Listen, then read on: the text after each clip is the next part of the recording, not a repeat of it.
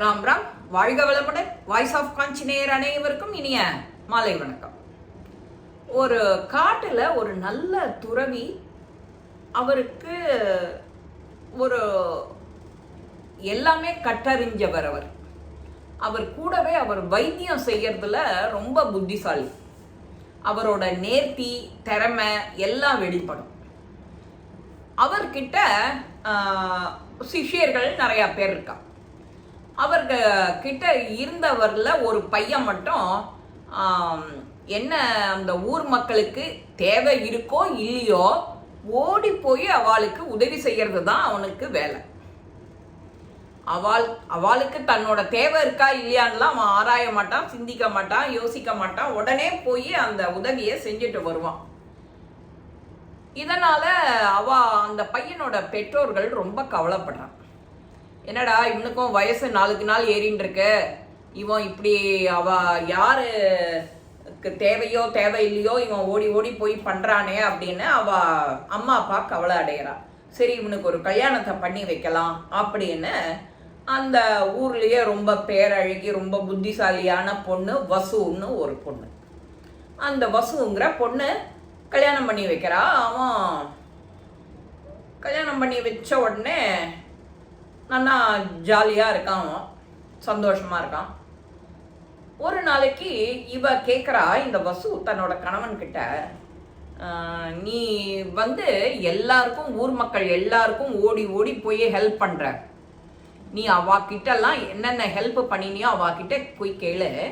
நான் செஞ்ச உதவி உங்களுக்கு திருப்தியாக இருந்ததா, சந்தோஷமாக இருந்ததா, உபயோகமாக இருந்ததா, போய் கேட்டுண்டு வா அப்படின்னு சொல்கிறான்.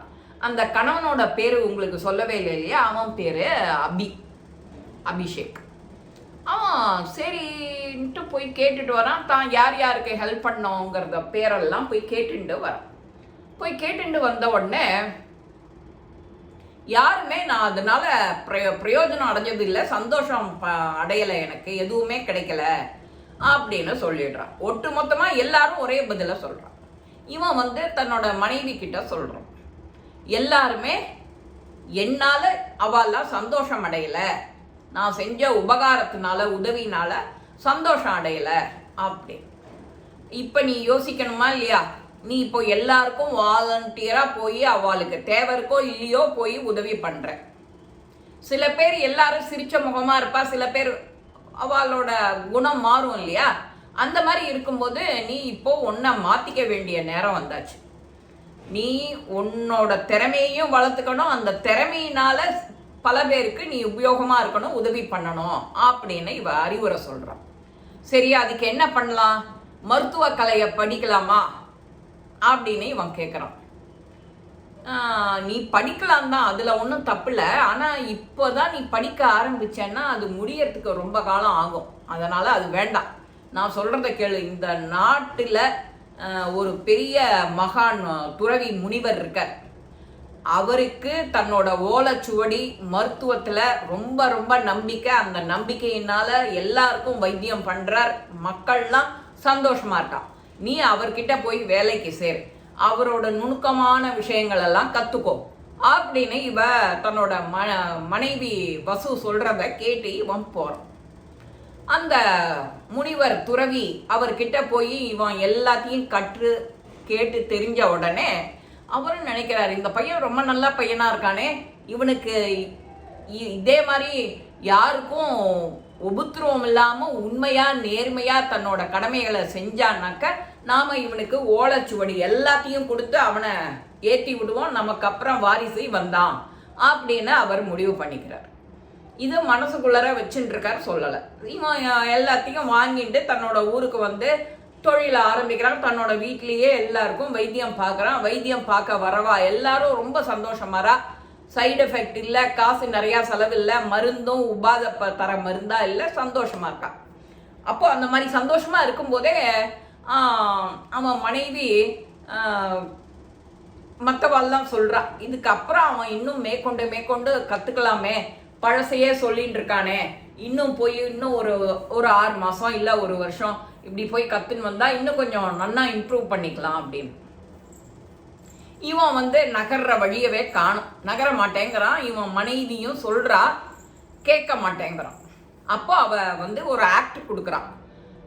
தனக்கு ரொம்ப உடம்பு முடியல, நீங்கள் கொடுக்குற மருந்து எனக்கு பழகி பழகி உடம்பு ஏற்று நிறுத்தும், நீ இதுக்கும் மேலே இன்னும் புதுசாக ஏதானு கற்றுக்கணும், நீ போய் அவர் தரேன்னு சொன்னார் ஒழியோ அந்த ஓலைச்சுவடி எல்லாத்தையும் நீ போய் அவரை பார்த்து வணங்கி நமஸ்காரம் பண்ணி அதை வாங்கிட்டு வா, அதை கற்றுண்டு வான்னு அனுப்புகிறா. சரி, மனைவி உடம்பு நோய்வாய்ப்பட்டு எழுந்திருக்காம நாம் கொடுத்த மருந்தில் இன்னும் சொஸ்தமாகாமல் இருக்காளேன்னு அவனும் மனசு மாறி அந்த அவர்கிட்ட போகிறார். போகும்போதே அவரும் சந்தோஷமாக அவனை இன்னொரு 4 நாள் ட்ரைனிங் கொடுத்து எல்லாத்தையும் மருந்துகிருந்து எல்லாத்தையும் கொடுக்குறார். அந்த ஓலைச்சுவடியையும் கொடுக்குறார். இவனும் சந்தோஷமாக வாங்கிட்டு வந்து கற்றுண்டு அதை நன்னா சூப்பராக மக்களுக்கு ஜனங்களுக்கு கொடுக்குறான்.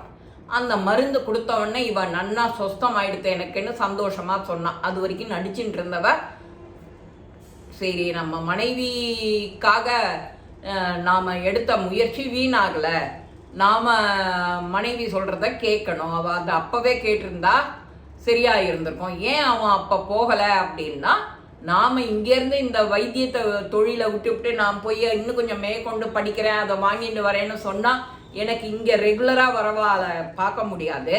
அந்த டைம்னால இவாள்லாம் கடந்து போயிடுவா, இவாளுக்கு நாம் வைத்தியம் மருந்து கொடுக்க முடியாது.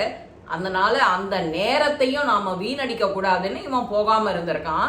மனைவி வந்து தன்னோட உடம்பு தான் முக்கியம், நீ போய் அதை பார்த்து வாங்கிட்டு வான்னு சொன்ன உடனே மட்டும் போயிருக்கானே, அப்போ சுயநலமாக எண்ணினானா? இல்லை, மனைவி தன்னை ஊக்கப்படுத்தி அவனை ஊக்கப்படுத்துறதுக்காக தான் அந்த மாதிரி நடித்தா. பட் அவளுக்கு உண்மையாக உடம்பு இல்லை, தன்னோட கணவனை நல்வழிப்படுத்தி இன்னும் கொஞ்சம் ஒசத்தணும்னு அவள் யோசித்து அவனை அங்கே அனுப்பிச்சா.